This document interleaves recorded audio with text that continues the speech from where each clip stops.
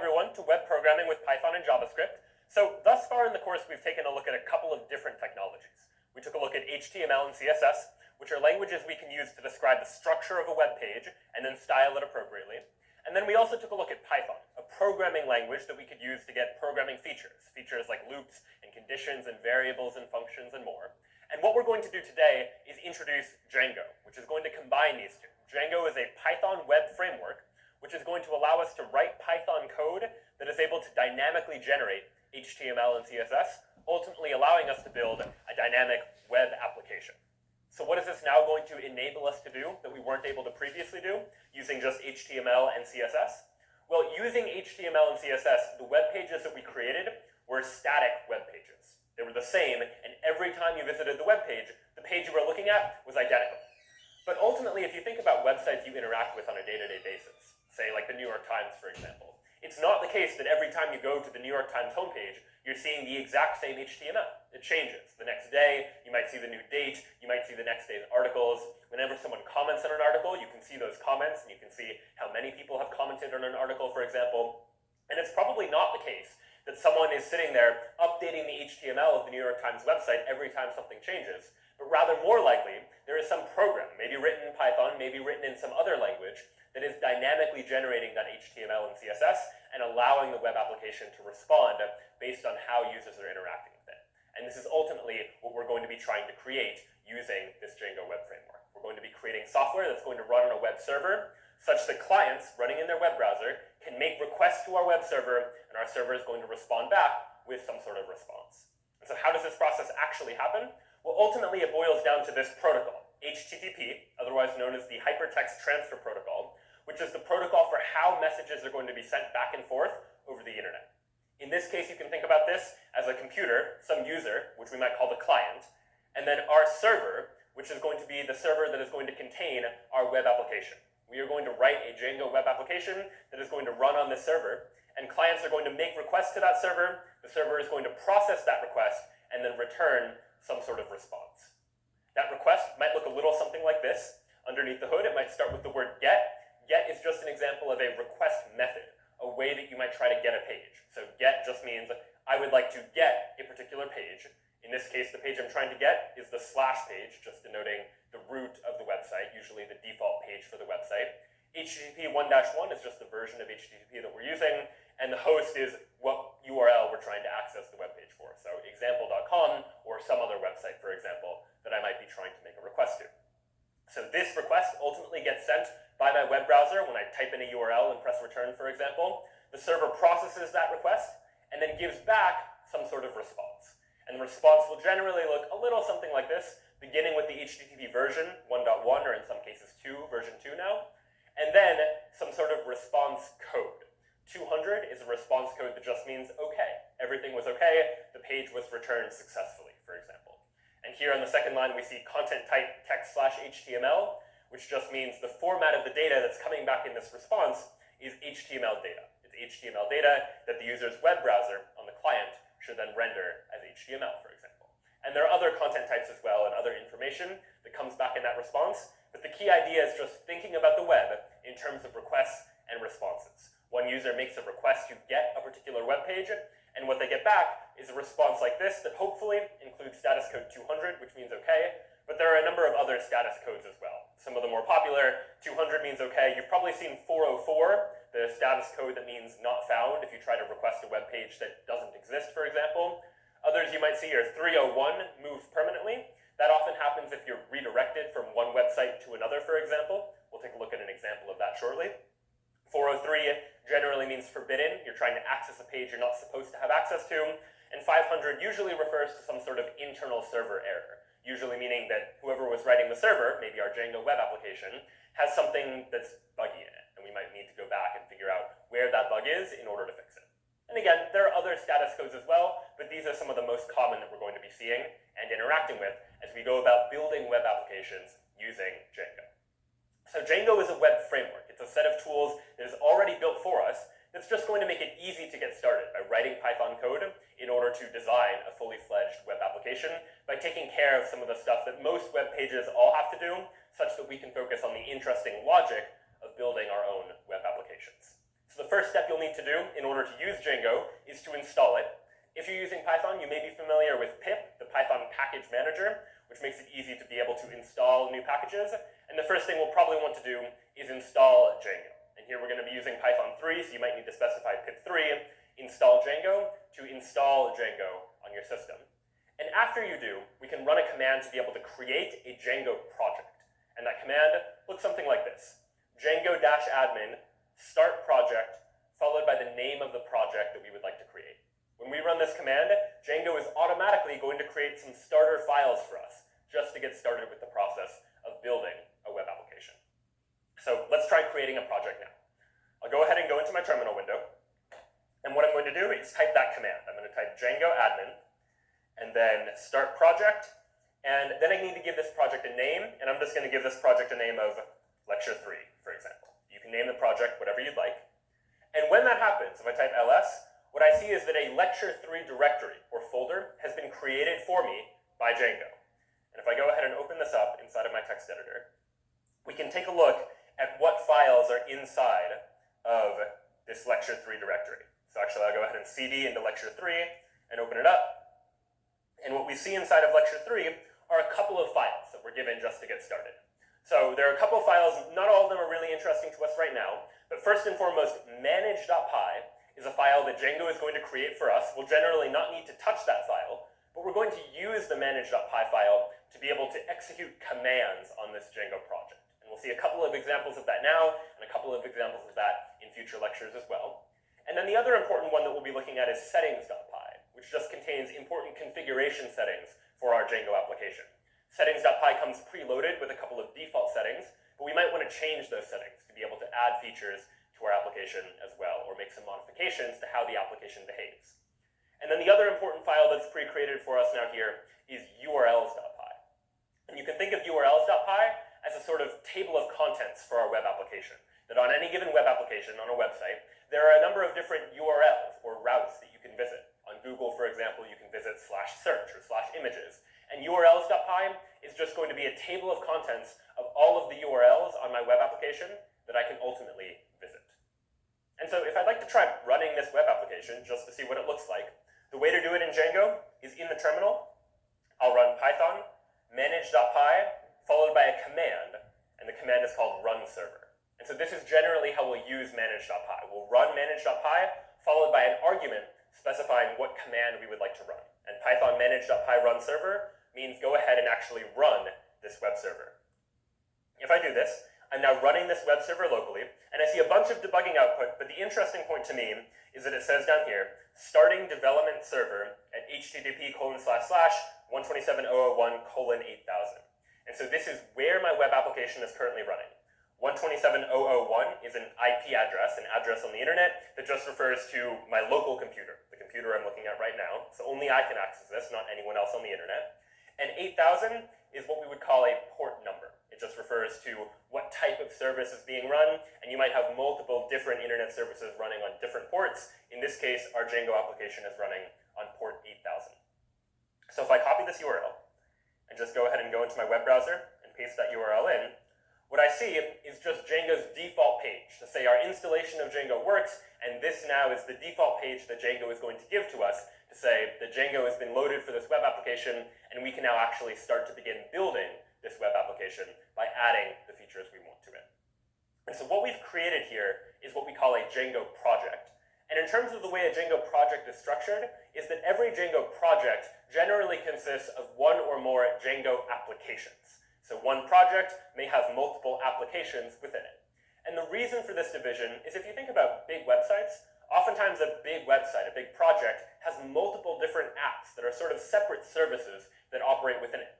Google, for example, has Google Search, but also Google Images and Google News and Google Maps, where you can think of each of those individual services as a separate app all under one larger project, like Google, for example. Or Amazon's website, for instance, might be one big project that has a couple of different apps within it. One app for shopping, maybe, and one application for Amazon's video service, for example.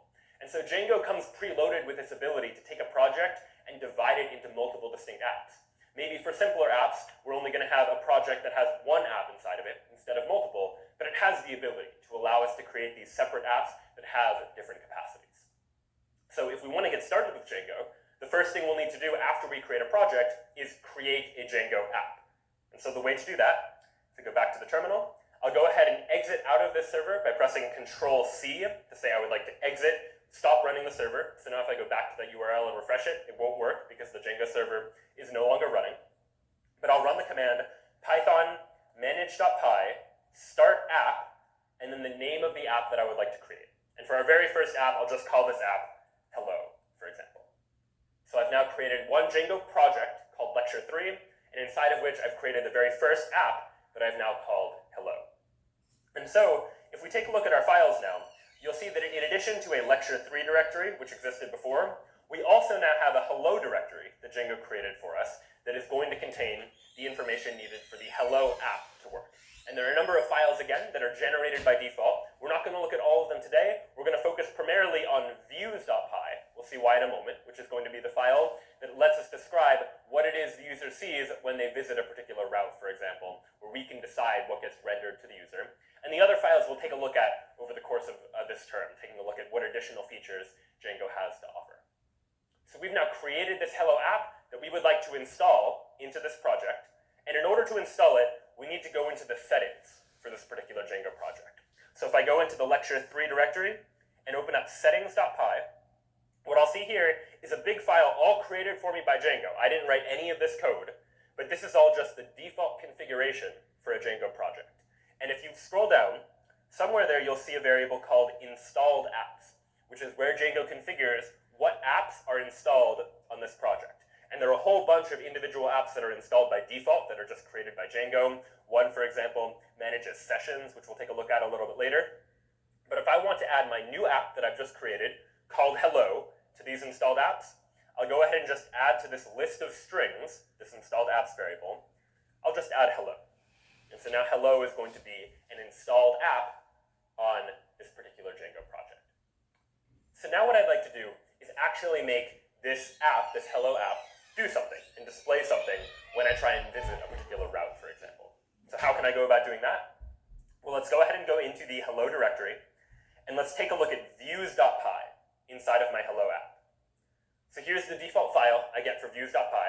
I see a comment that's given to me by default that says create your views here, and you can think of each view as something the user might want to see. So let's go ahead and just create a default view, and in order to create a view in Django, we're going to define a function. So this function, I'll just call index. This function, by convention, takes as argument a request argument. And this is going to be an argument that's going to represent the HTTP request that the user made in order to access our web server. So if we want information about that request, we can look inside of this request object to get access to some of that data, and we'll take a look at that momentarily too. But now, what would I like for this request to do? Well, what I want to do for now is let's just do something simple and return an HTTP response of hello world, for example.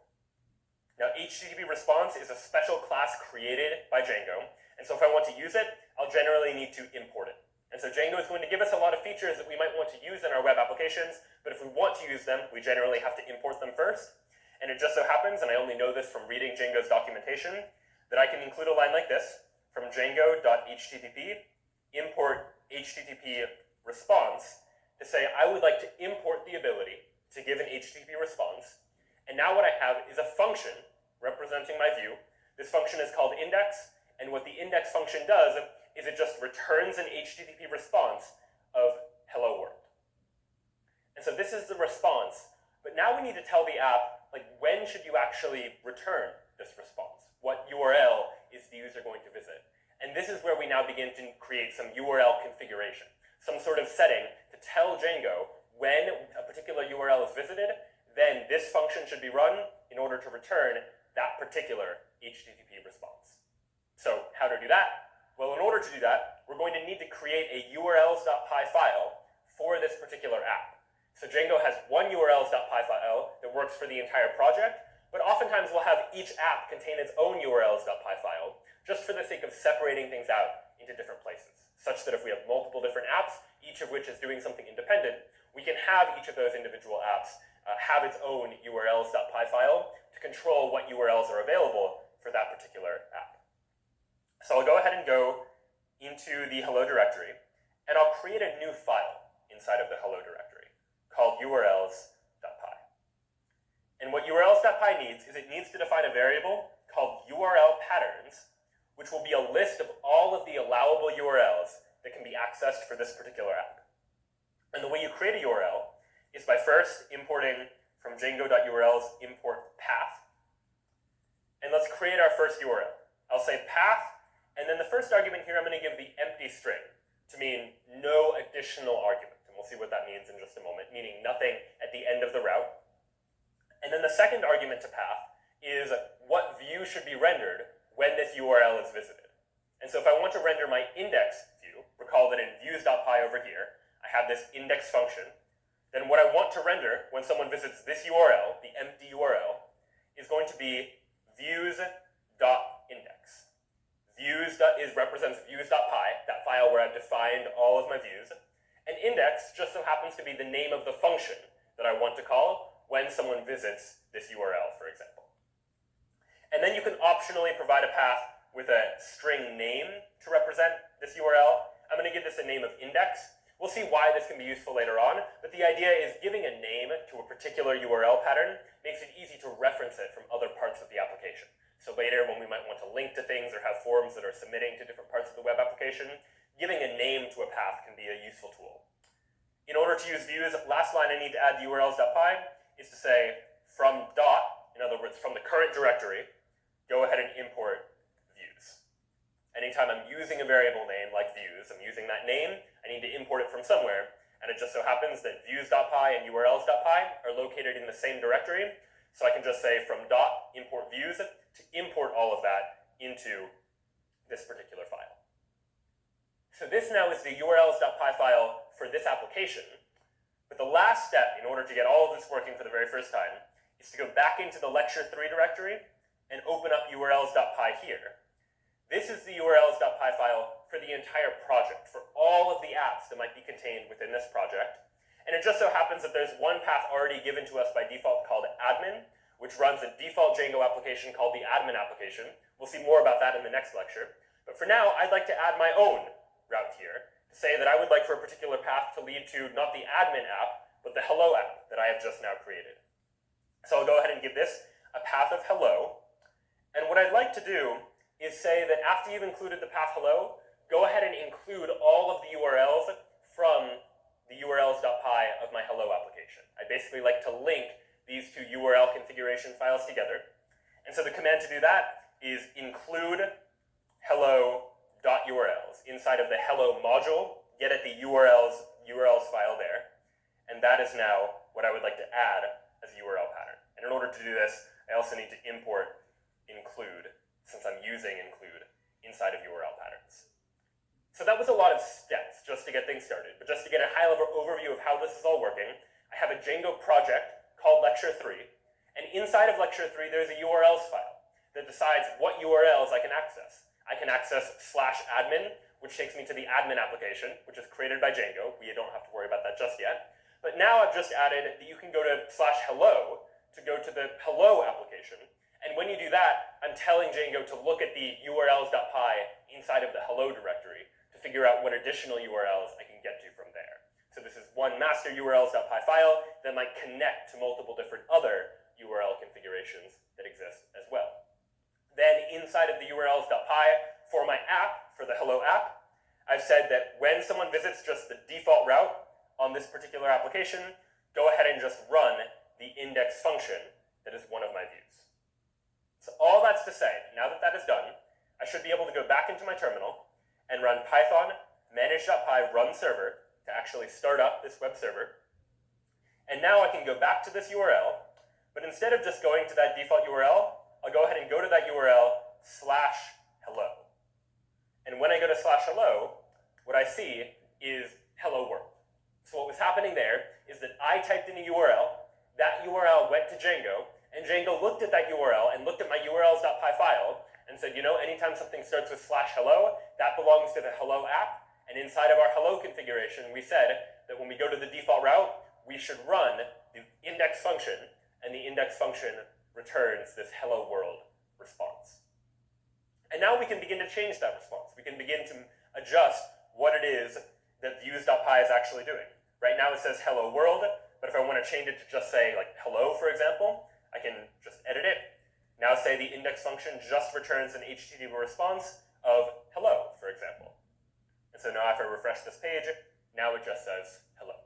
So I can edit my files. When I do, Django notices that a change has been made, and it will re-update the server with my latest code, such that now I can visit /hello, and I can see that an HTTP response of hello is what ultimately comes back to me. So now let's take a look at the idea that in addition to just having one view inside of views.py, I can have as many views as I want. I can create additional functions that each return different responses. Maybe I'd like a route that says hello to me, for example. So let me define a new function that I'll call Brian that accepts a request argument. And this function is just going to return HTTP response hello Brian, for example. And now I need to associate this new view that I've created with a URL. So I'll go ahead and go back to urls.py inside of my hello directory. And so I have a default route represented by the empty string that loads the index function. But I can add to this. Just add to this list, add a new path, where if I type Brian into the URL instead, that will load the Brian function, and I'll go ahead and give that a name as well. So now, if I refresh the page, I'm still on just the /hello route, and that just displays hello, for example. But if I go to /Brian, for example, now I see hello Brian. I have two different URLs. One that is just /hello with nothing after it, which was that empty string, and one which was /hello with Brian following it, that loads a different view function that returns a different HTTP response. And so we could imagine continuing to do this. I might want a web application that has a number of different URLs that I can visit, so I could go ahead and add like a David function, for example, that returns an HTTP response of hello David. And then again, inside of my URL configuration, I would say, go ahead and give me another route called David that loads the David function. Each time I'm giving it a URL, so what comes after the /hello, I'm giving it a function to run, the David function inside of views.py, and giving it a name just to make it easier to reference a little bit later. And so now I have /hello/Brian, and now I have /hello/David, each of which displays a different HTTP response. So you can imagine starting to use this feature to begin to build a web application that has a number of different routes. It has different routes that do different things. And many web applications are parameterized by what it is that's actually in the URL. So for example, on Twitter, you can go to twitter.com/someone's username to see all of that user's tweets, for example. Or GitHub, a service we've taken a look at now, you can go to github.com/your GitHub username to be able to see all of the repositories for a particular user, for example. So if you think about how that might be implemented, if either of these services were using Django, they might have a urls.py file, or something like it, that is just defining a whole bunch of URLs and saying what route should be associated with them when someone visits that page. But you can imagine ultimately that this is probably going to start to get tedious. That if I want to say hello to anyone, if I want to not only support /hello/Brian and /David, but I also want to support arbitrary names like /Harry or /Ron or /Hermione, well then it would seem that I need to create a whole bunch of different functions, each of which says hello to a different person, and then create a whole bunch of different URLs to be able to do that as well. But it turns out that what I can do is create URL patterns that have placeholders, in effect, things that allow me to parameterize the path via certain path converters, so to speak. So what does that actually mean? Well, let's instead of creating functions that just say hello Brian and hello David, let me create a new function that's just called greet, for example, that also takes a request, but takes an additional parameter. Takes a parameter like someone's name, for example. And this greet function is going to return an HTTP response of hello, comma, and then I'll go ahead and plug in the name here.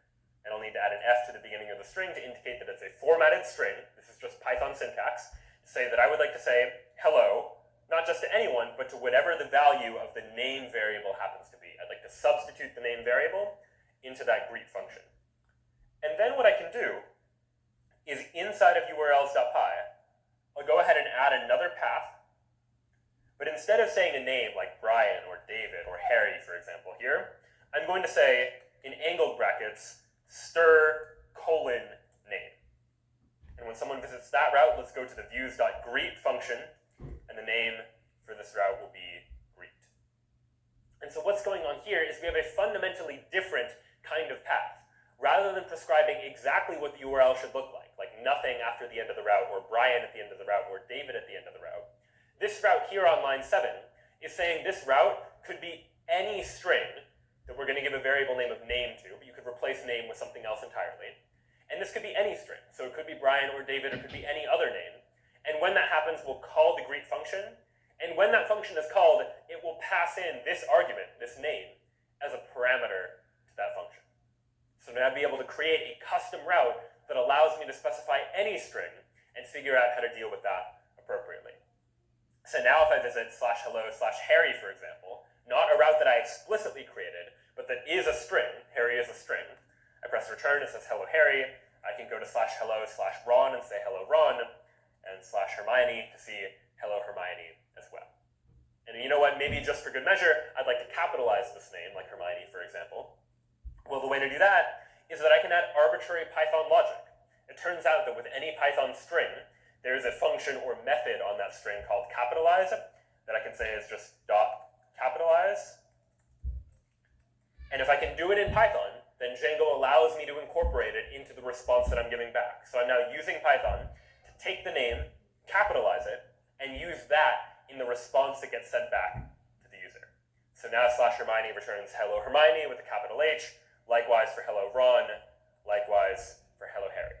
I've now been able to add a route that takes an HTTP request as well as a parameter, that name, whatever was in the URL, and return an HTTP response that just says hello to that person. So these HTTP responses can be any HTML content. Right now we're just using text, but you can imagine adding lists or tables to this as well. But you might imagine that if I have to include an entire HTML page just inside these double quotes, that's going to get unwieldy very quickly. Very quickly we're going to find that there's a lot of HTML to just go in a single string inside of a Python program. And if we think back to the principles and the ideas that we've been looking at in this course so far, we've generally tried to separate out different parts of our application wherever possible. And there's a lot of value in that. One, in just keeping things clean. Two, in making sure that people are able to collaborate. If you want one person working on the Python logic and one person working on the HTML, you'd rather they not step on each other's toes as they're working. And so what we can do in Django as well is separate the response, the HTML, from the actual Python code here as well. And so the way we can do that is instead of returning an HTTP response, I can instead, let's say for this default route, instead of returning an HTTP response of hello, let me go ahead and render. And when I render something, I need to pass in the HTTP request, but I'll also pass in the name of a template. And I'll go ahead and call this template hello/index.html. So if I don't want to render just a string, but I want to render an entire HTML file, I can call this render function, pass in the request, but then also pass in the name of a template. And now all I need to do is create that template. So let me go ahead and inside of the hello directory, I'll create a new folder called templates. Inside of that templates, I'll create a folder called hello, because the template name here is hello/index.html. So I need to create a folder called hello, inside of which is a file called index.html. I could have just called it index.html without the hello, but the reason we often want to prefix our templates with the directory name is to so-called namespace them, to make sure that if we have multiple different index.html files in multiple different apps, to make sure they don't conflict with each other. So Django best practice is to use hello/index.html, or whatever your app name is, and inside of that hello directory, I'll then create a file called index.html. And this index.html can contain any HTML content, same as we've seen before. So I could add that doc type, the HTML tag, a title of hello, and maybe inside the body I'll have an h1 that says hello world, for example. And so I can have an entire HTML page just like this.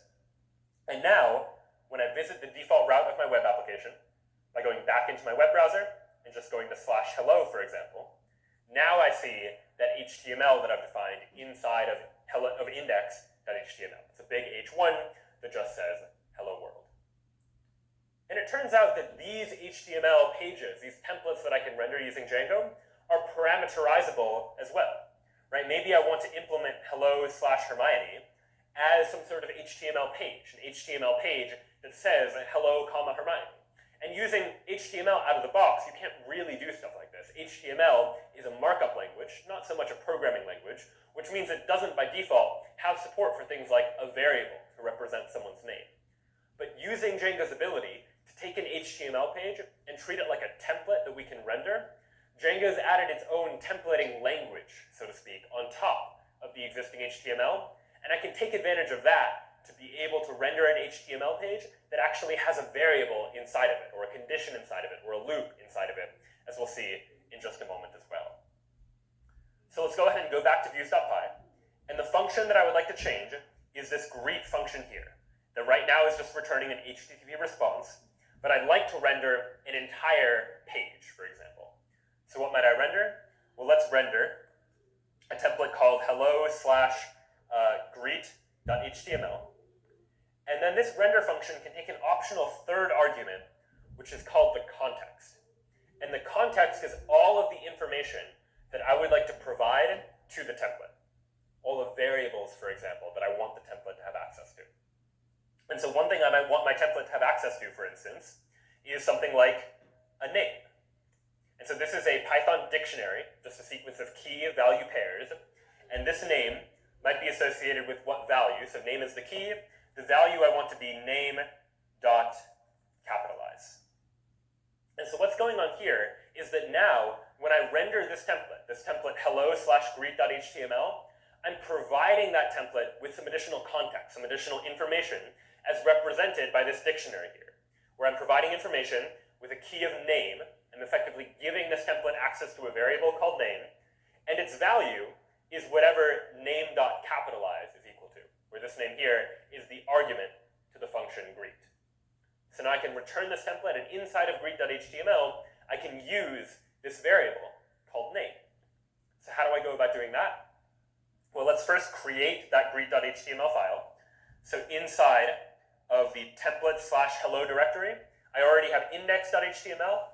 I'll go ahead and create a new file called greet.html. And inside of greet.html, I'll go ahead and write some HTML. And inside the body of the HTML, whereas before I might have said something like hello, world, I don't want to say hello to world, I just want to say hello to whoever the name is, whatever is contained inside of that variable called name. So how might I go about doing that? Well, what I can do is use these double curly braces. And double curly braces are part of the Django templating language that allows me to say, I would like to plug in the value of a variable into this particular position inside of my template. And so if I include the word name here, then what I'm saying here is that when you render this greet.html template inside the body of the page, I would like for there to be an H1, a big heading, that just says hello, and then inside these double curly braces, I'm saying plug in the value of the variable name there. If name is Hermione, it's going to be hello Hermione. If it's Harry, it's going to be hello Harry. If it's David, it's going to be hello David. So let's go ahead and give this a try now. Now, when I go to /hello/Harry, for example, I now see a big H1 tag that says hello Harry. If I go to /hello/Ron, I see a big H1 that says hello, Ron. And the reason why all this is happening, the way we're getting to that final position, is because URLs says that when I have a URL that just is a string, like someone's name, we'll call the greet function. The greet function inside of views.py is taking the name as an argument, rendering the greet.html template, and passing in that name as part of the context, part of what the template has access to. And inside of greet.html, here's the actual HTML file. Here is where we then plug in the value of name. So it's a lot happening across a lot of different files, but the reason for all of these various different files is to help keep things separate, to have one file that is just responsible for URLs and directing people to what should happen when those URLs are clicked. Then we have one file, views.py, that is entirely responsible for deciding on this particular view what template should be rendered, what information should be passed in as context. And then I separately have a file for each of my HTML templates that are saying, what does the page actually look like? And so if you start to begin to think about this separation of components inside of a web application, it can help to make the structure of of a Django application a little bit clearer. So we've now been able to use the Django templating language to put variables inside of our HTML templates, to be able to create an infinite number of different routes where I can visit /hello/some name in order to display hello to that person's name. But the Django templating language is even more powerful than just that. There are a lot of additional features that the templating language is going to give us access to. And we'll take a look at a couple of those now. And to start, I'm going to introduce you to a website you may be familiar with. I consider it to be one of the simplest websites on the internet. It's a real website called isitchristmas.com. And if I visit isitchristmas.com and press return, here's what the website says. The website says, no, it is not Christmas. And you just have to take my word for it. If you visit this website on Christmas Day, you go to isitchristmas.com, it will instead say yes. And so this website is very simple. You might imagine that it's really just an HTML page that probably contains a big heading that in this case just says the word no, but on Christmas Day just says the word yes. Now, how might a page like this be implemented? Well, one way you could imagine is that on Christmas Day, whoever maintains the website goes into the HTML and changes no to yes, and then afterwards changes the yes back to a no. But we can be a little bit cleverer about this if we realize now that we have the ability to use Python logic, to be able to use logic like a condition, to be able to decide how a web page is ultimately going to be rendered. For instance, the condition might be something simple like, if today's date is Christmas, then render yes, else render no. And so we're going to use Django and take a look at some of the features of Django's templating syntax to be able to create a website like this. We're not going to create, is it Christmas? We're going to create, is it New Year's? That checks if the current date is January 1st or not. This is going to be a separate app. It's sort of distinct from our Hello app. The Hello app just says hello to people. The New Year app, for example, is just going to see whether or not it happens to be New Year's, for example. So I will now go ahead and create a new app, and I can do that by writing python manage.py, start app, and I'll call the app New Year, for example. I'd like to create a new app called New Year.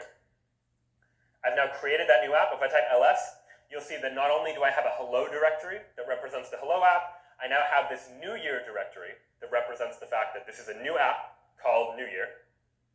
As with before, I'll need to go into settings.py inside of my project directory and add New Year as an installed app. This is now a new app that exists in my web application. So it too now needs to be a new installed app. What else do we need to do for new apps? Well, I need to go into urls.py for lecture 3. And just as before, I had a path saying when I go to /hello, then you should go to all the URLs for the hello app. Let me add a new path that says that if I go to my application /New Year, well, then you should go to all of the URLs for the New Year file. Go to New Year's.urls, representing the urls.py file inside of the New Year's app. Now that file isn't given to us by default, so we need to create it. I need to go into my New Year folder and create a new file called urls.py. And inside of that file, I'll do from django.urls import path, from .import views, and then define some URL patterns. Same as before, where I'll just have a single path that loads the index function inside of views.py, and it has a name of index. So again, just mirroring the type of structure that we've already seen before in the Hello app, this app is just going to have a single route, the empty route, that loads the index function. Now all it's supposed to do is to actually create that index function. So I go into views.py, and here now I'll define an index function that takes an HTTP request as an argument, and now inside of this index function, I would like to add some logic that checks whether or not it's January 1st. And so how might I go about doing that in Python? Well, it turns out that there is a date-time module in Python, and you can learn about this just by reading up about its documentation to figure out how it works. And the date-time module gives me access to things about the date and time, for instance. And I can play around with the date-time module outside of Django just to get a feel for how it works. If I just type Python into the interpreter, into my command line rather, what I get is the Python interpreter that lets me just write Python code just to experiment and test and see what the result of running this Python code would be. So I can try like import date time, for example, and let me create a new variable called now, which is datetime.datetime.now. It just so happens that inside of the datetime module is a function called datetime.now that gets the current date and time, for example. And so inside of now, I have access to variables like now.year, for example, which tells me the year, now.month, now.day, that gives me information about the year, the month, and the day of the current timestamp, based on getting whatever the current time is right now. And given that I have this information, you can imagine us constructing a Boolean condition to check whether or not today is in fact the new year. And that condition might look like now.month equals 1, and now.day equals 1. And I can press return and see that, okay, the result of this condition is false. It is not true that both the month and the day are true, or are 1, rather. And so using that sort of condition, I can now take that and adapt it into my Django view that I'm using to try and render whether or not it's the new year or not. So how might I go about doing that? Well, what I'd like for my index function to do is return render a template. The template will be called newyear/index.html. And then what context would I like to provide to this template? What information, what variables do I want for this template to have access to? Well, I want it to have access to a variable that'll just be called newyear. And in order to access that, I need access to the current date.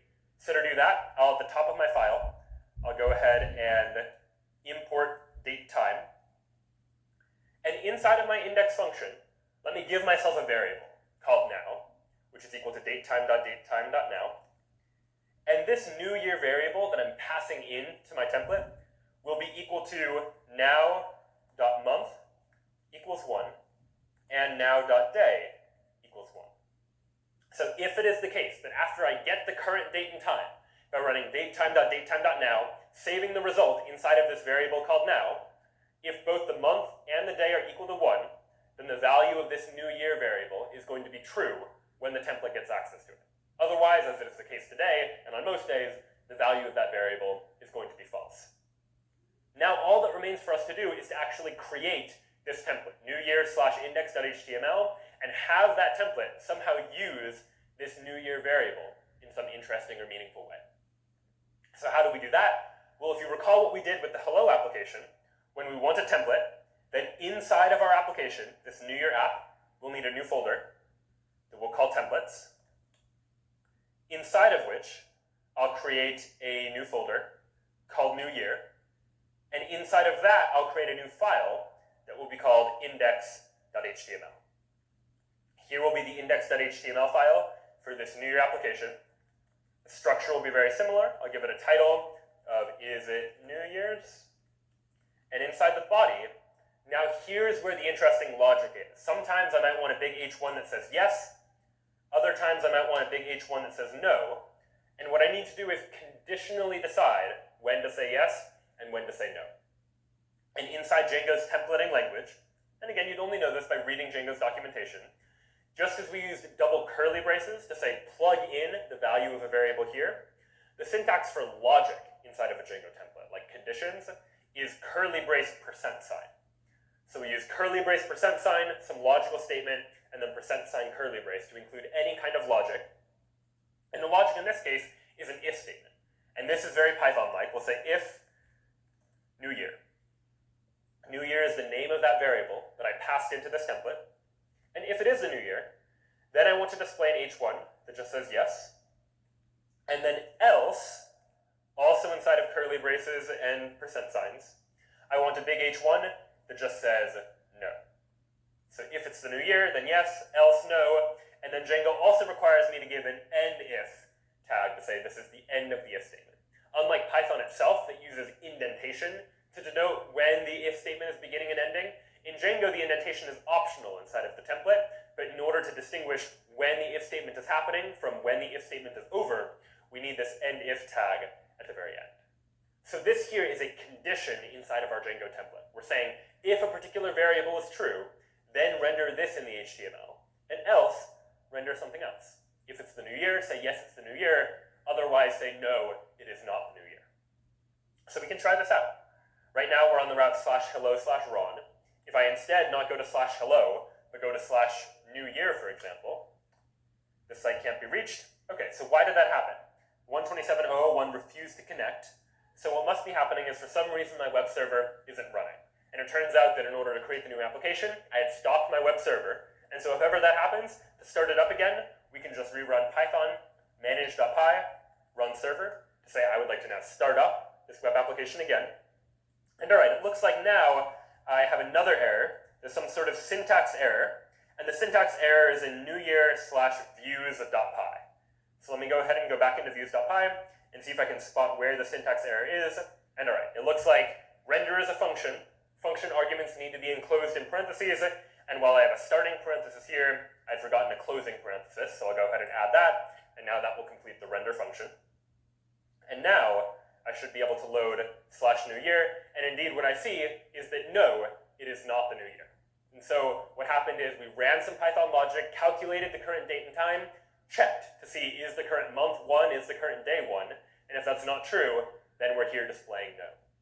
And if we look at the actual HTML of this page, like what HTML is actually making up this particular page, which I can do by right-clicking or control-clicking and just clicking View Page Source, this will show me the HTML of this page. This is the HTML that came back from the web server that my web browser, Chrome in this case, is rendering.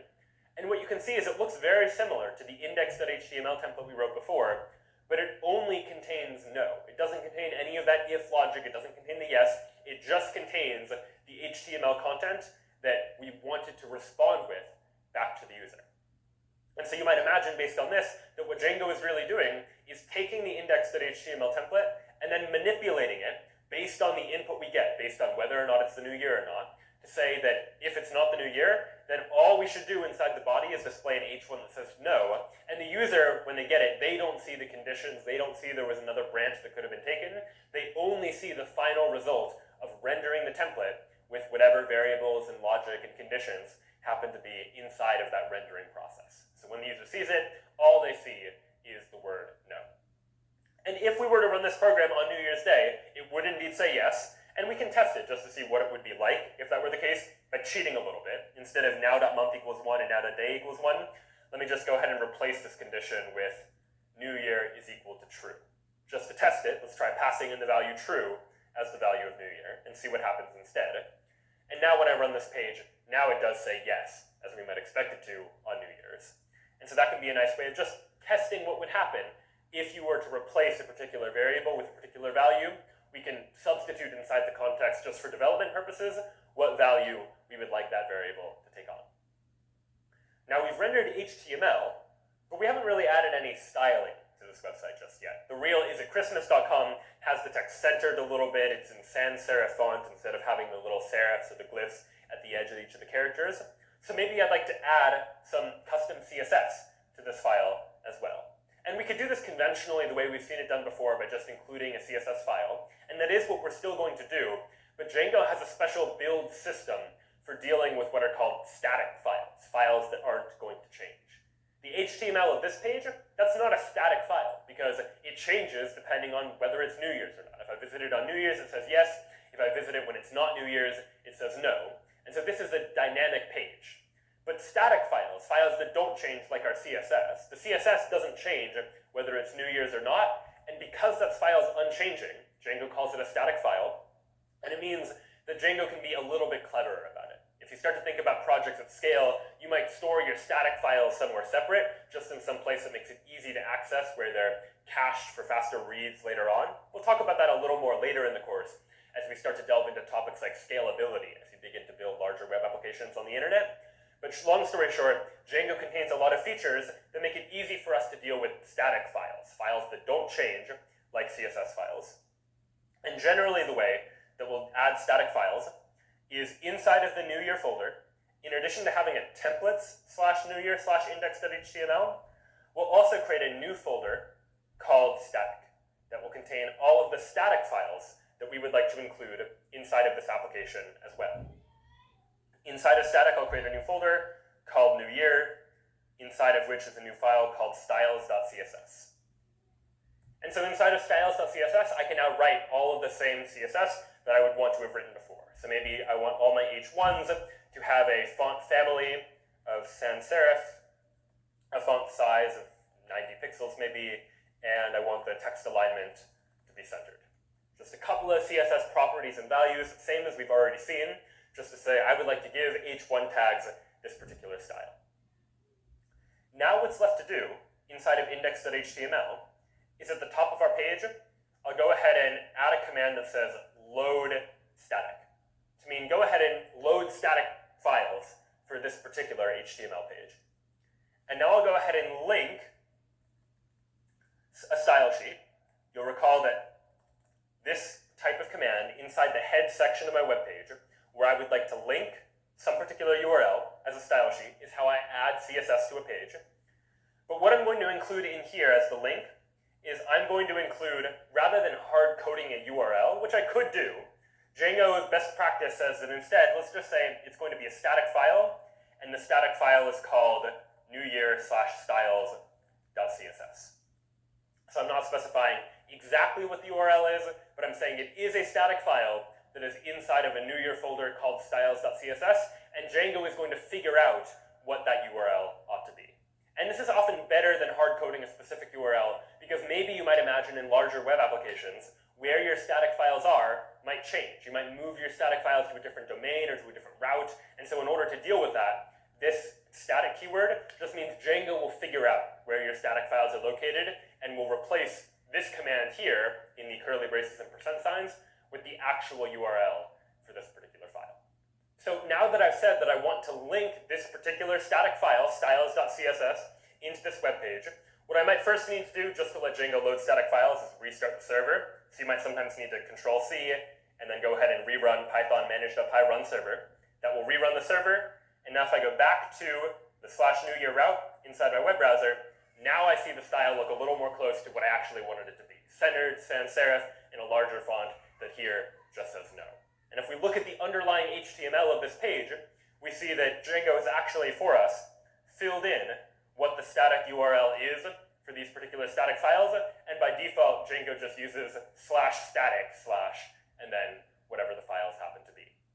And so anytime we're dealing with static files, files that don't change, like CSS files or JavaScript files we'll take a look at later in the course, that's generally where they're going to go, as some sort of static file that we're going to ultimately link to this particular page. So now we've seen a couple of examples of web applications we can make using Django. We've seen the Hello app in Django that can parameterize URLs, that depending on the URL we visit, can say hello to Brian, or hello to David, or Harry, or Ron, or Hermione. And we've seen the ability to, using Django, add some conditions, to be able to conditionally say, if something is true, render this page, if something else is true, render another page. Let's now use these features, plus some additional features, to begin to build a more sophisticated web application, something like a to-do list. That maybe I want a web application that gives me a list of tasks, that lets me add new tasks to my to-do list, and lets me view all of the tasks that are currently on my list. And I'd like to build this up one step at a time. So where can I start with this? Well, this again is going to be a new app. Inside of my Lecture 3 project, I have two apps so far, a Hello app and a app for the new year. And now what I'd like to do is create a third app that I'm just going to call Tasks. That is going to be my task management app that's all under this umbrella Lecture 3 project. So I'll go ahead and run python manage.py start app tasks to say I'd like to go ahead and create a new app called Tasks. Anytime I create a new app, a couple of steps I need to follow. Recall that I need to go into settings.py inside of Lecture 3 to say that in addition to installing Hello and New Year, I'd also like to install the Tasks app, for example. Then I need to go into urls.py inside of Lecture 3 to say that in addition to Hello and New Year, I'd also like for us to include the URLs for tasks. This URLs is again the table of contents for my entire web application, where in my web application, if I visit /hello, then we go to the URLs for the Hello app. If I go to /tasks, then I go to the URLs for the tasks app, so on and so forth. It tells me all of the different URLs that I now have access to. And as with before, the URLs file isn't created for me inside of my application, so I will need to go into the tasks directory, and inside of the tasks directory, I'll go ahead and create a new file that I will call urls.py, and the format of this is going to be very similar to what we've already seen. From django.urls, import path, from .import views, and now I define my URL patterns, where I would like a path that is just the empty string, the empty path for now, that loads the index function whose name is index, for example. So now let's actually write this index function inside of use.py. What I'd like to do is define a function called index that accepts a request. And what I'd like to do is render a page that displays a list of all of my tasks. So before we get to the idea of adding tasks, let's just see if we can get our program to display a list of tasks, for example. So I'll up at the top create a global variable that I'll just call tasks, that the entire application is going to have access to. And I'll add 3 tasks to it. For now, we'll just use foo, bar, and baz, these sort of nonsense names that are just useful strings for testing purposes, just placing those as sample tasks that I might want to have inside of my application. And now what I'd like to do is render a template. The template I'd like to render will be called tasks/index.html. And then I'll provide some context to it, some information that index.html needs. What information does index.html need? Well, index.html needs access to all of my tasks. And where are all of my tasks? Well, they're inside of this variable that just happens to also be called tasks. And this will be something we see quite often as a paradigm in Django, where we see a key and a value that look like they have the same name. The key distinction is whatever is here on the right after the colon, this is the value the variable takes on. This is a Python variable, like this Python variable tasks here. On the left, this key, this string tasks, that is the name of the variable that the HTML template will have access to when Django is rendering it. So Django has access to this variable name on the left that has this value on the right. So if you see this paradigm, that's ultimately what that's going to mean. And now what I need to do is create this index.html file and make it use this tasks variable somehow. How might I go about doing that? Well, I can go back into my tasks directory, create a new folder for my templates. So I'll create a templates directory, inside of which is a tasks directory, because the template that I'm rendering, again, is tasks/index.html. And inside of tasks, I'll create a new file called index.html, inside of which will include some HTML. I'll include just the standard starting HTML. The title will be tasks. And now we'll have the body of the HTML page that I want to display all the tasks inside of an unordered list, perhaps. And if you recall from HTML, to create an unordered list, it looks a little something like this. UL starts the unordered list, and each list item is an LI tag, like item 1, and then item 2, and then item 3. Something like that gives me an unordered list that has 3 elements inside of it. But I don't want to do this now because I don't want to hard code or exactly specify what all of the tasks are going to be. What I really want to do is loop over this tasks variable here, looping over all of the tasks inside of it, and creating a list item for each one of those tasks. And just as in before, where we could use if inside of curly braces and percent signs to use a condition, likewise we can use for to say something like for task in tasks, I would like to display a list item, and then using these double curly braces, I'm saying plug in the task here. In between these list item tasks, I would like to plug in whatever the value of the task variable is, and then I'll go ahead and end the for loop there. So what I've done here is rather than add a condition into a template, which we've already seen, I now have the ability to add a loop into an HTML template using Django to say that for task in tasks, I'd like to loop over all of the elements inside of this sequence called tasks, and for each one of those individual tasks, I would like to display a list item in HTML that includes whatever the value of the task happens to be. And end for, just like end if, ended the if statement, end for is going to end the for loop. So this syntax now, rather than give me exactly the same number of list items every time with exactly the same content, will be dynamic. Whatever the value of tasks is, we will now see on this page each one as a list item. And we can test this right now if I actually run this application by going to python manage.py, run server. I'll go ahead and go to this URL. The default URL has no page, but if I go to /tasks, well then here's what I see. I see an unordered list that has foo, bar, and baz. Each one is a list item. And if I view the page source to see what the actual HTML is, here's what I see. I only wrote one LI tag inside of my template, But because I put it inside of a for loop that iterates over each of the tasks, what I ultimately get in the HTML that comes back to the user is one list item for each of the elements that was originally inside of that list. So I now have the ability to loop over a list in order to generate that list of tasks. Of course, there's still no way to modify any of these tasks. What we have here is just a fixed list of tasks that just so happens to be rendering using a loop. What I'd maybe like is another page that will allow me to add in new tasks, a form, effectively, that lets me type in a new task and press add in order to add a new task. So let's do that. Inside of views.py, I'll define a new function that I'm going to call add. And what the add function is going to do is render tasks/add.html. In order to know when to run this view, I need to give this view a URL. So I'll go into urls.py and add a new path. When I go to the add route, I want to go to the views.add function, and I'll call this function add, for example. And so now, when I go to /task/add, it's going to call the add function inside of views, and inside of views here, it's going to run this function that will render add.html. So let's go ahead and now write add.html.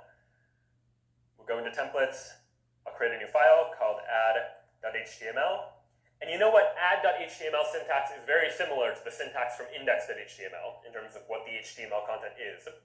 So I'll go ahead and just copy this whole page from index.html, paste it into add.html. The only thing that's different is the body of the page, where instead of an unordered list that displays all the tasks, I'd instead like a form, where that form has an input whose type is text, and maybe this input field has a name called task, such that I can access that input data later, and an input whose type is submit, for example. And maybe I'll give it a big heading at the top that says, add task, for example. So now I have a new route that adds a task. So my default /tasks route just displays a bulleted list of all the tasks. And if I go to /tasks/add, here now is my form that gives me a place where I can type in a task, press submit, that right now does nothing, but that ultimately I hope will actually add a new task. Of course, something I just did there should strike us as not the best design. In particular, the decision I made was because the general structure of this HTML page is so similar. It's got the HTML tag, it's got a head, the title of the page is tasks. Ultimately, I just copied all of the content of index.html and pasted it into this new HTML page, add.html. And anytime you find yourself copy-pasting, this should be another area where you start to think there's probably a better way to do this. And with just pure HTML, there kind of wasn't. If we wanted multiple different HTML pages that displayed similar content, we needed the same HTML on all those different pages. But now in the world of Django, we have the ability to use something called template inheritance. What I'm now going to do is define an HTML file called the layout, just some file that the other files, add.html and index.html, are going to inherit from. They're going to inherit from my layout all of the structure of the page that's the same on both of the pages, and all I then need to write is what differs between the pages. And as I mentioned before, the only thing that differs between add.html and index.html is the content of the body of the page over here. So what can I now do? Well, I will create a new file inside of my templates/tasks directory called layout.html. And layout is going to have the basic layout that is common to both of these pages. I have a title whose title is tasks. I have the body of the page, and maybe there's more in common with both of the pages as well that I could add. But right here, this in between the body tags, this is the body of the page that is going to change between each of the different pages. So to denote this inside of a layout in Django, I'll again use the curly brace and percent signs. I'll call this a block, and then I'll give this block a name. I'll call it body, just because it's the body of the page, but I could give it any name. And then I'll add an end block at the bottom here. And so what I've now said inside of this layout file is that this layout file has a body inside of this structure of the page, and inside the body is this block called body. And what I'm saying here is this block might change depending on which file we're using, add.html or index.html. The rest of the structure won't change, but the content of this block called body, might change. And so now what I can do inside of index.html and add.html is, instead of including all of this logic, I can get rid of everything other than the key part of the page that's going to be different about index.html. The only thing different about index.html is this unordered list. And what I'll now include at the top of index.html is I'll say that this HTML page extends tasks/layout.html. So this is now this idea of template inheritance. I'm inheriting from the layout.html template, basically saying use the layout.html template, except inside of block body, I would like to include all of this content. And maybe I'll give it a h1 that just says tasks, just as a title as well.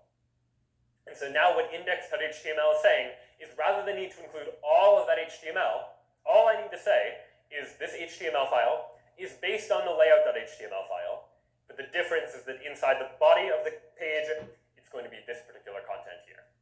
And for add.html, I can do exactly the same thing.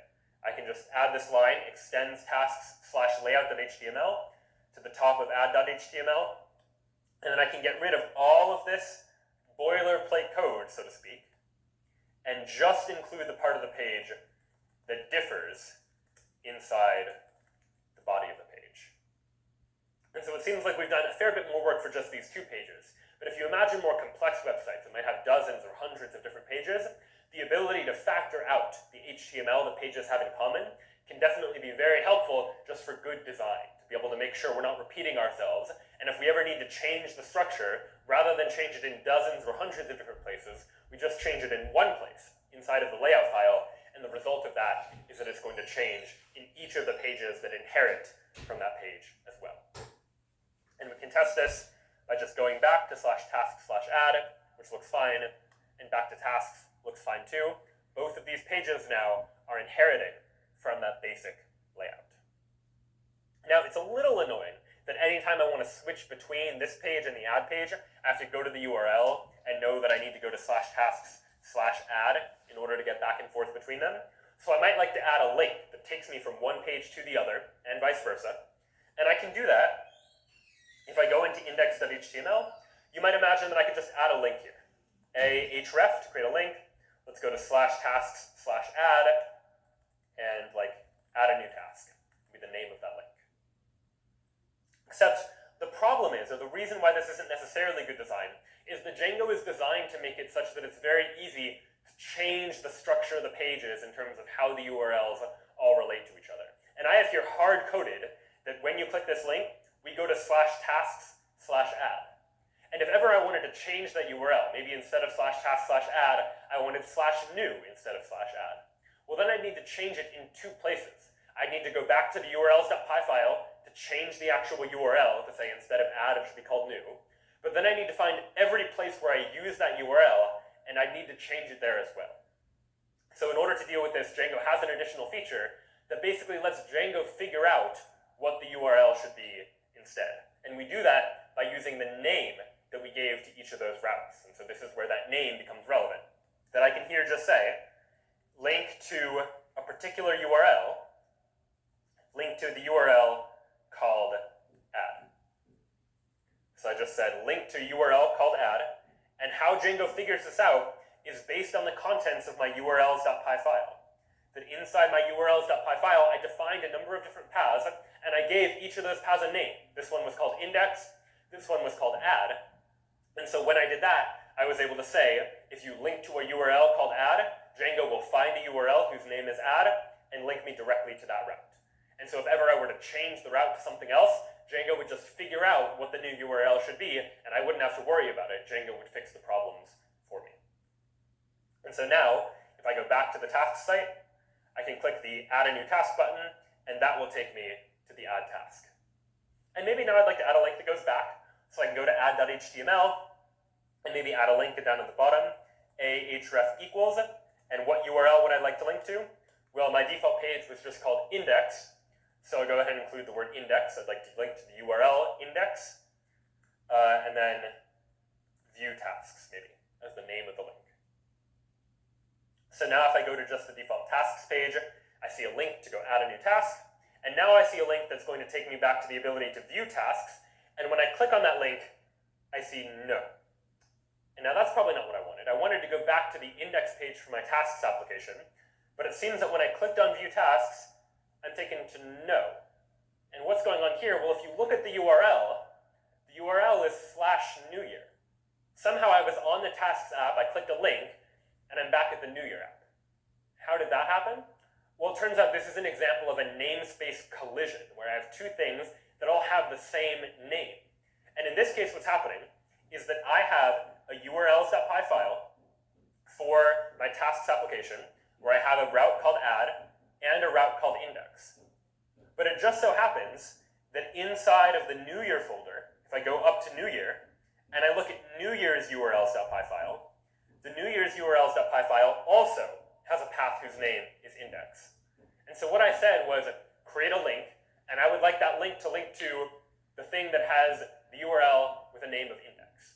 And it turns out there were multiple things that all had a name of index, and so Django didn't know which to choose, and it just chose the New Year one. And you might imagine that linking between apps is something you might reasonably want to do. You want to, from Amazon's shopping page, for example, be able to click a link that takes you to Amazon Video, or you want from Google Search to be able to click a button that gets you to Google Maps.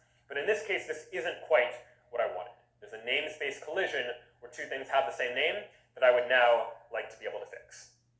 And the easy way to fix this is inside of urls.py for my tasks application, let me just give each of these URLs an app name called tasks. This just helps uniquely identify all of the URLs, because now inside of add.html, rather than just link to a URL whose name is index, I'm going to instead link to tasks:index, to mean from tasks, the tasks app, get the index URL. And likewise, inside of index.html, I'll link to tasks:add to get at that particular route from this particular application name.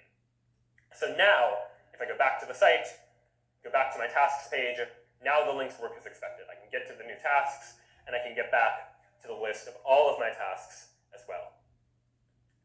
So this now works. I now have these two pages, one that displays my list, one that displays my ability to add a new task, but the form to add a new task doesn't really do anything right now.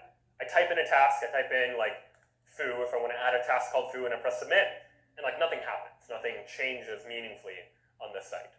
So I'd like for this form to do something. And we've seen that we can add an action to a form to be able to take that form and submit it somewhere. And that's what I'd like to do when I add a new task. I'm going to add an action to this form. And when I submit the form, what URL would I like to submit it to? Well, I'll go ahead and submit it back to the URL for tasks:add. I'll send it back to that add URL when I submit the form. And I'm going to give this form a specific request method. Its method is going to be post. And so we've already seen a request method of get. Anytime you type in a URL or click on a link to go to another page, the request method implicitly associated with that request is called get, which just means I would like to get a particular page. Anytime you're submitting data that has the potential to change some state inside the application, like changing the state of the list of tasks that is stored inside the application, then we'll generally use a different request method called post. Post is generally used for submitting form data. It doesn't include parameters inside the URL the way a GET request does, as we saw with Google, for example. But this post ability is going to give us the ability now to send data via a different request method to my add route. And so let's now give this a try. Now I'm going to go to task/add. I see the ability to add a task, and maybe I'll add a task like check email or something and press submit. And all right, I get an error, forbidden. This 403 in parentheses means that is the response code that came back. This is an error that Django has generated for me. So this 403, as we saw before, means forbidden. I don't have permission to do this for some reason. Now, why don't I have permission to submit this form? It says CSRF verification failed. So CSRF stands for cross-site request forgery. And what that means, it is a security vulnerability that is inherent in some forms if they're not designed in a secure way. Meaning that someone could forge a request to a particular website using some form on their own separate website, for example. You might imagine that someone on a different website might might trick the user into submitting a form that submits its data to our add task function that adds a new task to their task list. And maybe that's not a big deal for tasks, but you might imagine in more secure contexts, more sensitive contexts like a bank, for example. They might have a form on their website for transferring money from one user to another, and if they're vulnerable to this sort of attack, cross-site request forgery, someone else on a different website could trick the user into submitting a form where it submits form data that goes to the bank's website to say, I would like to transfer money from this one user to another user. So we would like to be able to design forms that are not vulnerable to that particular security vulnerability, that don't allow for requests to be forged by another website. So how can we go about doing this? Well, one strategy that can be used in order to deal with these sorts of attacks is to add into our form a hidden cross-site request forgery token, or CSRF token, which will just be some unique token that's generated for every session. So every time a different user visits this particular form, they see a different CSRF token. And then when the user submits the form, they're submitting that token with the form. And our web application is going to check to make sure that that token is indeed valid. And if it is valid, then they'll allow the form submission to go through. But this means that an adversary wouldn't be able to fake a request to our website because that adversary doesn't know specifically what the generated token is, so they would fail the check for CSRF validation. And it just so happens that Django has CSRF validation turned on by default, and it's done so via a specific add-on known as Django middleware. Middleware refers to the ability in Django to be able to sort of intervene in the request-response processing of a Django request. And if I look at the settings.py file, if you're curious, for this particular web application, inside of settings.py, if we scroll down, we see there's a whole bunch of middleware that's installed by default inside of a Django application in terms of making sure that we have various different features hooked into this request response processing.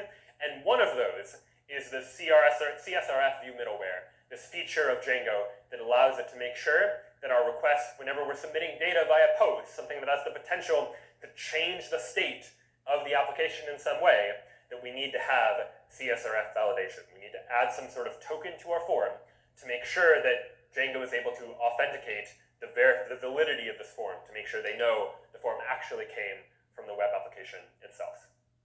And it's quite easy to be able to add this token into our HTML page. Django has it built in. Inside the curly brace and percent sign, we can just say, I would like to add into this page the CSRF token, for example, to go ahead and fill in the CSRF token right there. If I now go back to the page and refresh the page, now I see add task, but if we're curious, I can now actually go and view the page source. I can look inside this page, and here now is the form. And this is the form same as we saw before, but you'll notice that Django has inserted this additional input field, this input whose type is hidden, meaning we won't be able to see it normally, whose name is CSRF middleware token, and here is its value, some long string of characters that Django has generated for me, such that when I submit this form, it's going to check to make sure this token is valid, and if it doesn't find this token, it is not going to accept my form submission. And if someone else goes to this website, they're going to see a different token presented to them as well. And that helps to make sure that nobody can forge these sorts of requests. So now if I type in a task that I'd like to add, something like check email, and press submit, now the form does submit without errors. Of course, it doesn't do anything. If I go back to my task list, it's still empty. But at least I've now been able to submit that form. It's worth noting that inside of add.html, we created this form sort of from scratch. I created an input field whose type is text and whose name is task. But creating forms is something that happens so often in the world of web programming, oftentimes with many different fields that you might want to change over time, that Django's added a number of ways to make it easier to create forms, to validate the data inside of those forms, just to make our lives a little bit easier when it comes to dealing with and interacting with forms. And so now we'll explore an alternative way of doing the same thing. What we did here just works. We can create a form just using raw HTML, as we've seen before. But Django also has the ability to create forms for us.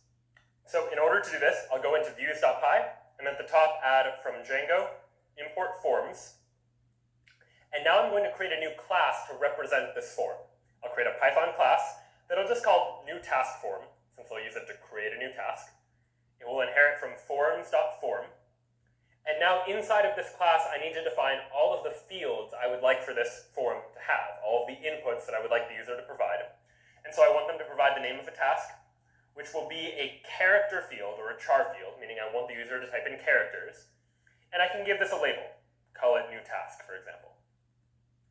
And now what I can do is when I render add.html, I can add some context and say, give this template access to a variable called form, which will just be a new task form. I'm going to create a new task form, pass it into this add.html template, and now inside of add.html, instead of writing the input whose type is text, name is task, and having to do that on my own, I can just use double curly braces and say, plug in the form here.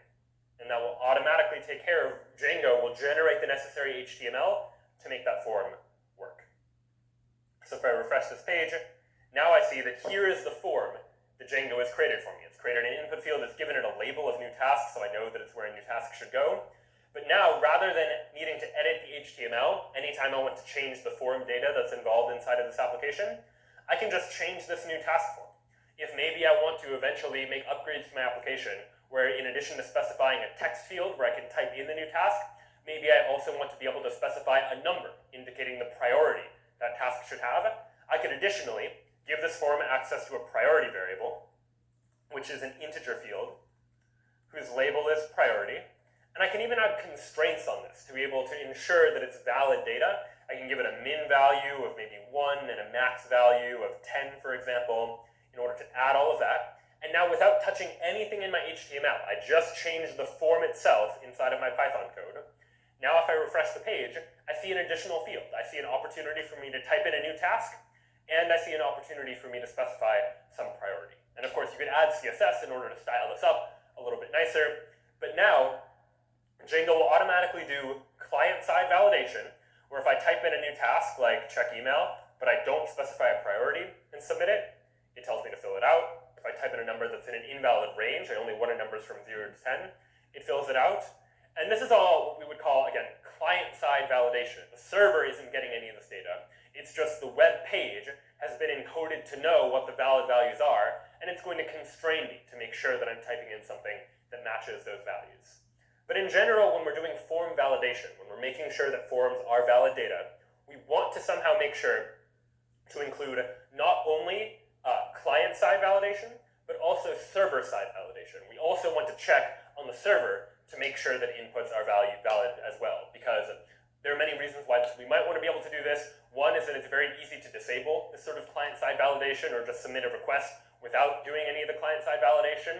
And maybe if the user's looking at an old version of the page, the validation we're doing on the server is more up-to-date than this client-side validation as well. And Django's forms will make it very easy for us to do both of these things, both the client-side validation and the server-side validation as well. So how does this work? How do we do that?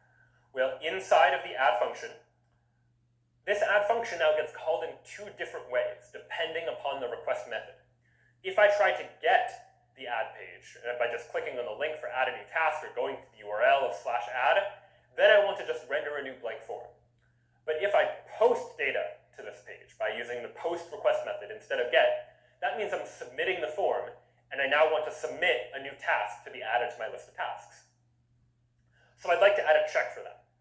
I'm going to add a condition here that says, if request.method equals post, well then here, what I'd like to do is process the result of that request. And the way you do that in a Django form is by creating a new variable called form, which will be a new task form. And if I just use new task form with 2 parentheses like I did before, that creates a blank form. But you can also populate that form with some data. And if I populate it with request.post, what that is going to do is request.post contains all of the data that the user submitted when they submitted the form. And so what I'm doing now is I'm creating a form variable by taking all of that data and filling it into this new task form, which will contain now all of the data the user submitted. And you can imagine checking this manually, but I can just call if form.isValid, and inside this if statement, use some logic using the cleaned data as a result of using this form. And so inside of a variable called form.cleanedData, that will give me access to all of the data the user submitted. And so if I want to get like what task they submitted, because I had a variable here called task inside of new task form, well, I'll just go to form.cleanedData and then task. And I'll go ahead and save this inside of a variable called tasks. And now what I might like to do is add this task to my list of tasks. Go tasks.append this new task. So that's what we do if the form is valid. If the form is valid, we take the data from the form, get the task, save it inside this variable called tasks, and add it to my growing list. But else, if the form is not valid, what should we do instead? Well, then I should return the add.html file again. But instead of providing the form back to them, a new form back to them, I'm going to send back the existing form data back to them. So we can display information about any errors that might have come up as well. So what does this now look like? Let's show an example, and then I'll go back to the code so you can see in better detail how it works. Here's task/add. Recall that if I type in a task like check email, and a priority that's not valid, it's out of range, like 11, and press submit, it says value must be less than or equal to 10. But let's now imagine a situation where the client and server are validating different things. That maybe I've now decided, you know what? Priority, instead of being from 1 to 10, can only be from 1 to 5. That's now the valid range for priorities. But this client, which is still an older version of the page, doesn't know this. So it thinks that a priority of 8 is still valid, and it's going to pass client-side validation. But now I press submit, and the server is going to process it, and because it's invalid, it gives me back the form and gives me an error. Ensure this valid value is less than or equal to 5. And so this now is why we generally want both client and server-side validation to make sure that the data we ultimately get is going to be accurate and it's going to be clean, matching whatever specification we sent out when we were creating that form for the first time. And so, for the purposes of now, we're not going to really worry about priority too much because we just really care about what the task is, but just know that if you wanted a form that had multiple fields, you could add additional fields to this form input as well. So now we've added some application logic to our route that checks to make sure that the form is valid or not. If we take a look at what the add function is really doing, we're checking if the request method is post, meaning if the user submitted some form data, then we figure out all the data they submitted and save it inside this form variable. We check to see if the form is valid. Did they actually provide a task? Are they providing all the necessary data in the right format? If so, then we get the task and add it to the list of tasks. Otherwise, if the form is not valid, then we go ahead and render that same add.html file back to them, but we pass in the form that they submitted so that they can see all of the errors they made. They can make modifications to their own form submission if they'd like to. And then otherwise, meaning if the request method wasn't post at all, if the user just tried to get the page rather than submit data to it, then we're just going to render to them an empty form. And this sort of paradigm is actually quite common when we're dealing with requests and responses, that oftentimes pages that have forms will want you to first be able to get that form via the get method to just get the page in order to display the contents. But those routes will also often support a post method where you can post data to those routes in order to say, I would like to now submit data to a particular route in order to get some sort of result, some sort of addition to a list of tasks, transferring money in a bank from one account to another, for example, or something else entirely.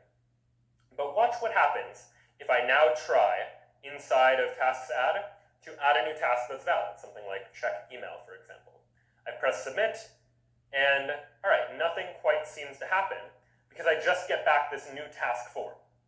But if I go back to view tasks, now I see that check email has been added to my list of tasks. The original list of tasks just had foo bar baz, and now we've added check email to it.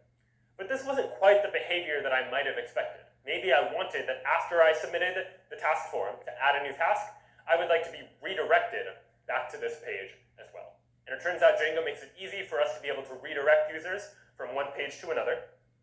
In order to do that, after we add a new task to my list of tasks, I'm going to return an HTTP response redirect and redirect the user to a particular route. I could redirect them to just like /tasks, for example. But again, we generally try not to hard code URLs into our application. So better design would be to say, let me give you the name of the route and go ahead and reverse engineer what the route actually is from that. And so in order to do that, we can use the function called reverse built into Django and say tasks:index to say, figure out what the URL of the index URL for the tasks app is and use that URL as the one that we ultimately redirect to when we return this HTTP response redirect. In order to use these, we need to import both of them. So from the top, I'll say from Django.http, import HTTP response redirect, and from Django.urls, I'll go ahead and import reverse. So now I've imported both of these, and now the effect of this is that after I submit a new task and add it to my list of tasks, I'm going to be redirected back to the index page of my tasks application. And for good measure, I'll go ahead and start us off with an empty list to get rid of the foobar baths that we saw there originally. So tasks start out as the empty list. Now I'll refresh the page. I see no tasks in here by default, but if I add a new task, I type in something like check email, press submit. I now see that added to the task list, and I get redirected back to the task page. I can add a new task, something like do laundry, press submit, and that gets added to my tasks list as well, too. So by maintaining this global variable called tasks and updating it anytime I submit the form, I've been able to dynamically grow this list of tasks inside of my application and display all of those tasks here inside of my HTML page. However, there's still one big problem with the application that I built, and it goes back to the idea that I've stored these tasks inside of a global variable. This variable is something the entire application has access to, which means that anyone who visits my website is going to be able to see the same exact list of tasks. And we can simulate this by imagining someone else visiting this URL, which I can simulate in Google Chrome by opening an incognito window to simulate a different session, a different person interacting with the page, and going to the same URL. What they see when in the incognito window they go to the same URL is they see the exact same list of tasks. Both me and another person see the same list because there's just one task variable across the entire application that is shared among all of the requests that come in to that particular application. And that's probably not what I want when I'm dealing with something like a list of tasks. I probably want it to be per user, such that if a different user visits the page, they have their own list of tasks as well. And so in order to do this, we'll introduce the concept of sessions in Django or in the web more generally, where sessions are a way, for one, Django to be able to remember who you are, such that on subsequent visits, it remembers who you are and knows who you are. But more importantly, it's able to then store data about your particular session. It's able to store your user ID or information about you, or in this case, it's able to store all of your tasks. And so in order to take advantage of sessions, instead of having a global variable called tasks, we're going to go ahead and delete this, and instead store tasks inside of the user's session. So inside the index route, I'll include a line like this. I'll check to see if tasks is not in request.session, meaning if I look inside the session, you can think of the session as like a big dictionary representing all the data we have on file inside the session about the user. And if tasks is not in that session, well, let me add to request.sessions, or session, tasks, and set that equal to the empty list. And so what I've done here is I'm looking inside of the session. I'm looking inside the session to see, is there already a list of tasks in that session? And if there isn't already a list of tasks in the session, well, then I'd like to create it. Then I'd like to set request.session, square bracket tasks, equal to the empty list. If the user doesn't already have a list of tasks, go ahead and give them an empty list of tasks. And now, here in tasks, instead of rendering the variable tasks, which no longer exists, I'll render request.session tasks to pass in that list of tasks to this particular template. And now in index.html, we're still looping over to that list of tasks. And now we'll see if I go back to tasks, I see no such table Django_session. So this is a bit of a strange error. What's going on here? No such table Django_session. Well, it turns out, as we'll see in the future, Django tends to store data inside of tables. And we haven't yet gotten to what that ultimately means or how to manipulate or interact with data stored inside of tables. But Django stores data about sessions that would happen inside of a table by default. Now you can change this to have Django store data about sessions elsewhere, but ultimately Django is keeping data about who you are and what your tasks are, and that data needs to be stored somewhere, and by default Django wants to store it inside of a table. And right now that table doesn't exist, so we need to create it, and the way to give Django access to that table that it wants to create, that it's been waiting to create but it hasn't yet, is to run this command inside the terminal, python manage.py migrate. We'll learn more about what that means in terms of what a migration is and what it means to migrate data into a database. But for now, just know that Python manage.pymigrate will allow us to create all of the default tables inside of Django's database. Next time, we'll take a look at actually creating databases of our own, adding tables of our own that store our own custom data. But Django has some initial default tables that it wants to create, and running Python manage.pymigrate allows for those tables to be created. Now that those exist, I first need to run the server. So Python manage.py, run server. I load the page, and here now is my list of tasks. There's nothing here, so when I loop over all the list items, it's sort of empty, which maybe isn't the best user experience or user design. So what I might want to do is add an additional condition. It turns out inside of index.html, whenever I have a for loop inside of a Django template, I can also add an empty condition. Say, if I run the for loop but it doesn't run at all because the sequence is empty, well then let me just say, like, no tasks, for example. And this is just a nice to have feature of the Django language that just makes it easy for us to be able to deal with situations where we're iterating over a list and there's nothing in that list. So now I refresh the page, no tasks, exactly what I would expect to see. And now this index route seems to be working fine. What now needs to change when it comes to adding a new task? Well, rather than append the task to my list of tasks, let me go ahead and say request.sessionTasks, because that is my list of tasks, and let me add to request.sessionTasks this new task. I'm adding to it a new, sort of adding a list to the end of it that just contains the one new task that I got from the form.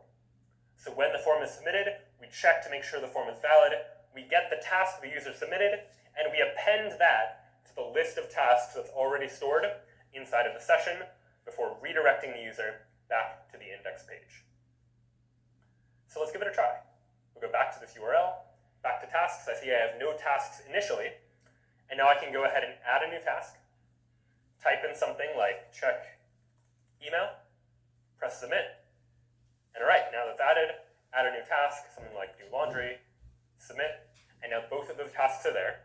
But now importantly, if you imagine someone in an incognito window or on a different computer visiting my same website, going back to this page, what they see is an entirely different list of tasks because they have a different session. Those sessions are determined by cookies, these little hand stamps that help the browser to be able to give some information to Django's web server to say, here is who I am, so Django knows what data to show you. And in this case, my original case, Django knows who I am, knows to show me these tasks. And in this case, it's a different user in an incognito window in this case. And so what they see is a list that has no tasks inside it at all. So now we've really just scratched the surface of what Django has to offer, but we've seen now the ability it has to be able to create dynamic web applications. Instead of just displaying HTML and CSS that's the same every time, using Django we now have the ability to be able to generate programmatically custom HTML and CSS, either saying hello to a person's name based on what name is provided inside of the URL, or the ability to say, to check the current date and conditionally display something if the date is one thing versus another, and the ability to store data on a session basis, to be able to store information about a user's to-do list, for example, such that on subsequent visits they can see their list of things they need to do with a different list for each of these possible users. And here really is just the beginning of what Django has to offer. Where Django gets very powerful is when it comes towards storing data inside of databases and manipulating that data and interacting with that data in various different ways. And that's ultimately where a lot of the power of a web framework like this ultimately comes in. We'll explore more of that next time, but for now, that was just a look at Django and how we can use it to be able to build these sorts of web applications. This was web programming with Python and JavaScript. We'll see you next time.